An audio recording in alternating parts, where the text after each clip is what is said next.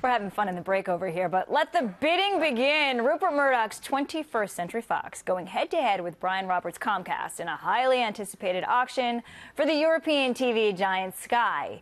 Investors are waiting, bated breath here on this battle, which could see Fox Business's parent, 21st Century Fox and/or Comcast, paying a UK corporate auction record of $35 billion or more for Sky. All this as tensions are reigniting in another media battle we're going to talk about. Me? No, this isn't you. This is, well, you'll talk about it, Charlie. Randall Stevenson. Oh, I'm interviewing him. Wait, Randall Stevenson. Oh, the video. Yeah, that is the, no, not you yet. Yeah, They'll pan to you. You missed me. All right. He delivered on his promise to you, Charlie, that AT&T would fight any government appeal of the ruling that cleared its $85 billion purchase of Time Warner.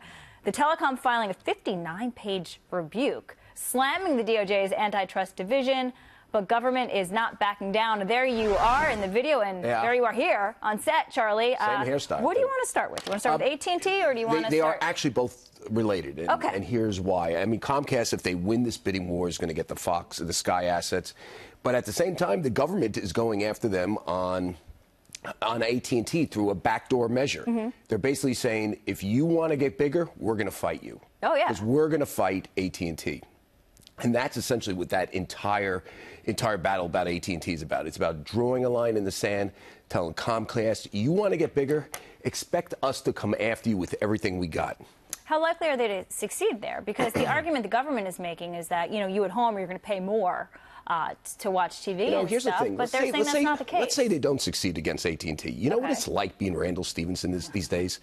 I mean, every day you have to go out and explain, no, we're going to win this case. It's not going to be a problem. We're going to win, and, we're going to devote as much resources as we can to winning, which takes resources from other areas, and they still have to do the deal they still have to do the deal, put it together with the cloud of the potential, the very big potential, well, what would I say?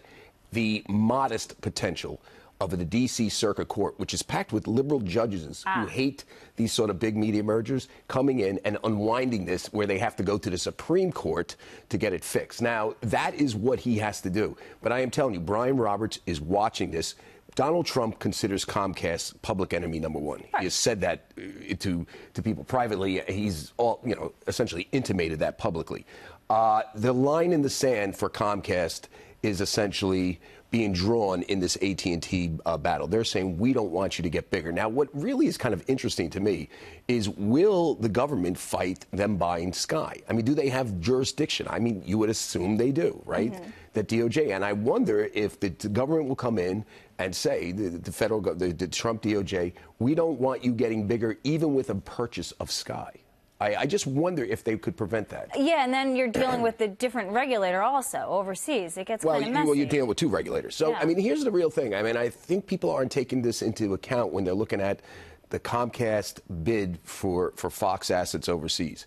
If they get those assets, with Sky, right, which is the Fox assets overseas, because we own 39%, we're trying to accumulate all of it, give it to Disney. If the government really doesn't want Comcast to get bigger, which I know they don't.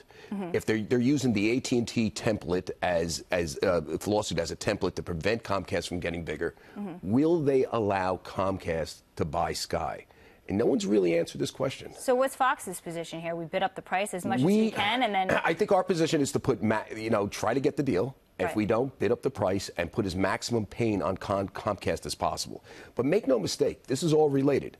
Government going after AT&T, not allowing a vertical merger, meaning two separate entities, distribution and content, making that the template for telling Comcast, we don't want you to get bigger. Now, why does the government, the DOJ of Trump, hate these things? Well, first off, we should point out, Donald Trump is no fan of the content providers of either companies. Right, CNN, NBC. On top of that, there's really a feeling in the Trump DOJ, Malcolm Delaram, who runs the antitrust division, I've spoken with him, earnestly believes that these companies, when you combine that much distribution and that much content, it will lead to higher prices. And by the way, conceptually, it makes sense. If I control much of the distribution, I can jack up prices of content more than they would be otherwise. I mean, there's no doubt about that. But then you get the argument from, the government that no, that's not the case. Not the government, the company.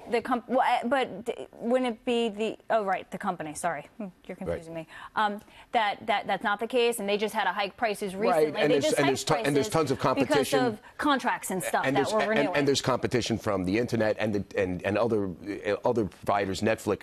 I will say, Trump comes back, the Trump DOJ, Malcolm Delrin will come back and say, yeah, but the prices, but by combining distribution and content to this matter, you make the new entrants road to truly competing much more difficult. So again, I want to point this out. This AT&T deal is a line in the sand for Comcast. It's telling them, we don't want you to get bigger. I'm getting this from DOJ officials. I can also tell you this, that that personally, Donald Trump considers Comcast public enemy number one. You put both of those together, and I just wonder, can Comcast legitimately bid for the Fox assets? But look at the one stock that's up today. Comcast, you know on why? that chart. You know why? Because they won't. The feeling is they're not going to win. They're not going to have to pay the money. No, and then that's a relief. And that's why the other ones are down. Charlie Gasparino. Charlie breaks it.